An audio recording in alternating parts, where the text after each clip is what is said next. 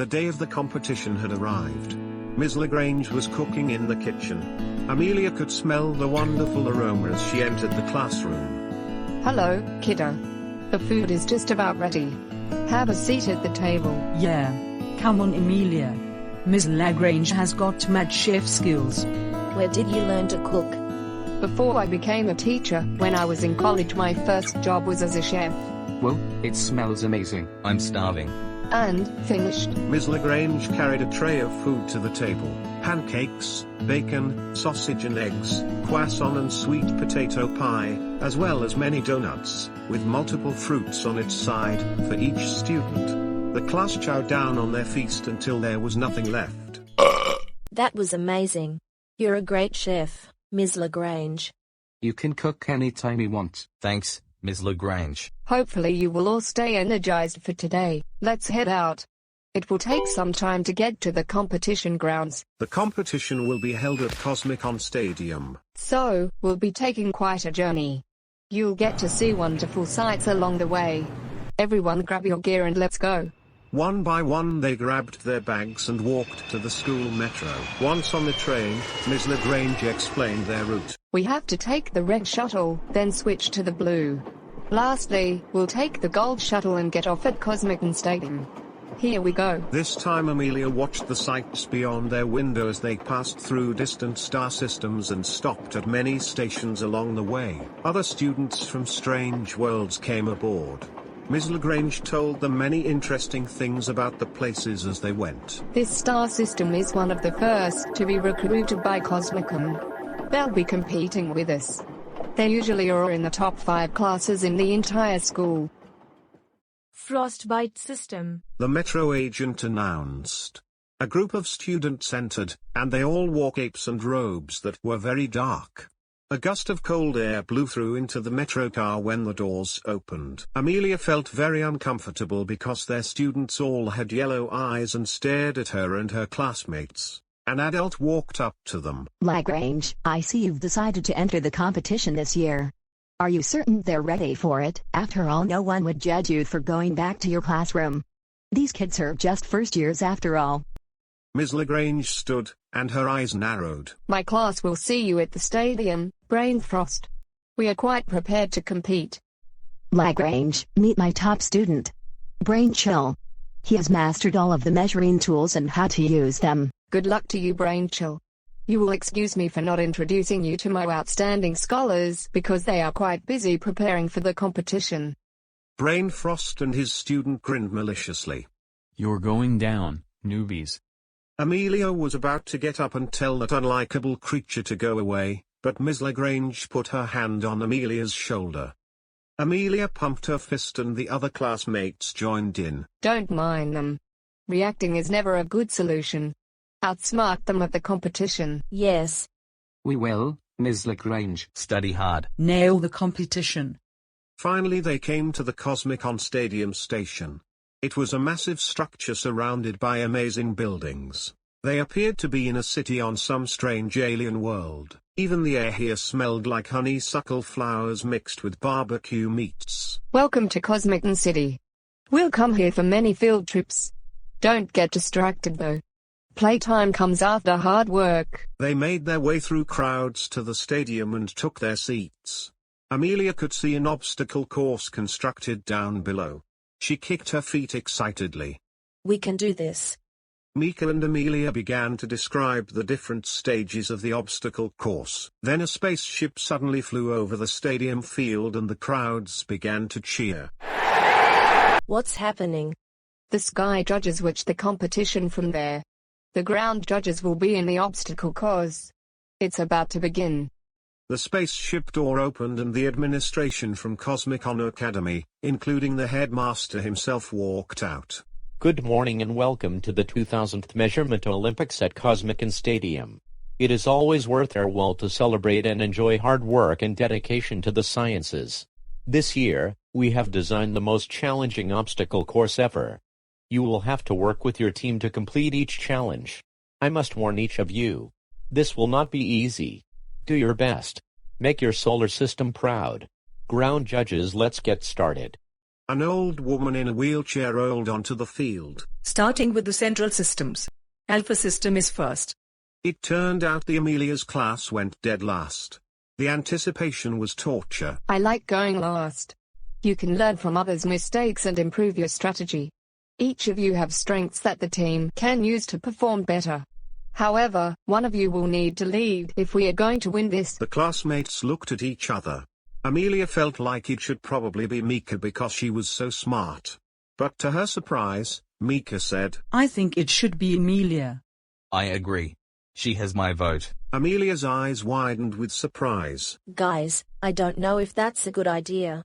Alzar, what do you think? He stepped forward. I thought I would be the leader, but I agree you would do okay, I guess, Amelia. What do you think, Emilia? Amelia felt nervous. A part of her wanted to run back to the metro and go back to class. Class was safer for sure. But this was so exciting. She was afraid to fail, but she feared never trying even more. Okay. I'll do it. The headmaster's voice came on the loudspeaker. 8-planet solar system. Amelia felt like her legs were jelly, so great was her nerves as they walked to the field. Ms. Lagrange remained in the seats, and the children were now on their own. On their way down, the students from the metro were yelling at them and trying to intimidate them. I bet you won't make it past the first obstacle, said Brain Chill. Their teacher said nothing to stop them. Amelia kept her chin up and walked proudly past them. We'll show them. Amelia said confidently as they entered the obstacle course. An old woman rolled up to them. There will be 4 main stages of the obstacle course. One for each of the measuring tools you will need to use in order to escape one stage to get to the next stage. Your score will depend on how fast you finish, lack of spills, breaks, and injuries. A medical team is standing by. Why would we need a medical team? Just be careful and there won't be a need for one. What? Is she kidding us? The group investigated the obstacle course with a new fear after hearing about a medical team standing by. Amelia finally called a huddle. All right, this is what they do in football. They get together in order to come up with a plan. The quarterback, that's me, calls the play. We got to get in there and face this or else the entire galaxy will be laughing at us. We're with you, Emilia. Let's go then, guys. Amelia replied and the 4 entered. She could hear the fans cheering in the distance. They ran into the first room and it was freezing cold. The 4 kids sat shaking with ice forming on their little noses. Amelia got an idea. Full suits. Good thinking. Look, a thermometer. Sure enough, there was a thermometer floating in the middle of the room. Mika, you're up. Mika walked up to the thermometer and saw that the red liquid was at the 0 degrees Celsius line. It's 0 degrees Celsius in this room. A large Yeti stepped forward. You will not get through this door without answering my questions satisfactorily. If you try to sneak your way by me, I'll turn you into a block of ice. Yes, sir. We won't try to sneak, sir. You would be wise to keep your word.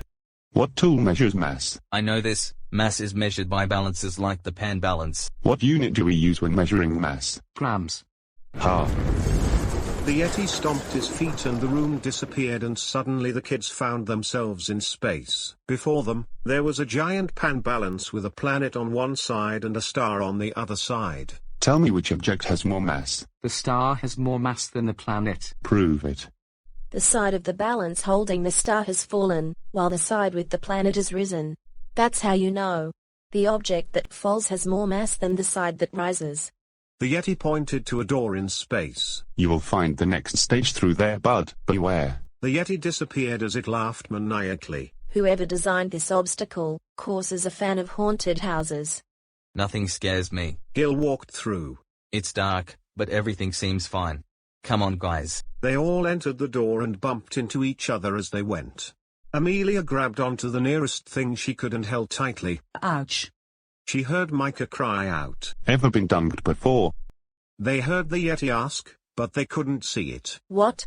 The lights came back on and the Yeti was standing next to a lever. If you answer my questions correctly, you will be dunked and have a chance to finish the last stages. If you answer incorrectly, you'll have to exit the course as so many have before you. We're ready. What tool measures volume? Beaker. Miku answered quickly. The Yeti pulled the lever back one notch. The kids could feel the ground beneath them shake. And what units do you use for volume? Liters and milliliters. Correct. The Yeti pulled the lever back another notch. The kids all fell to the ground as the floor shook even worse. Last question. What is the volume of this liquid? As the students looked around to see the liquid, the Yeti pulled back the lever the rest of the way and the kids tumbled down through the floor, screaming all the way down until they fell into what Amelia thought was a pool. Gil was a great swimmer and easily helped the other classmates to the edge.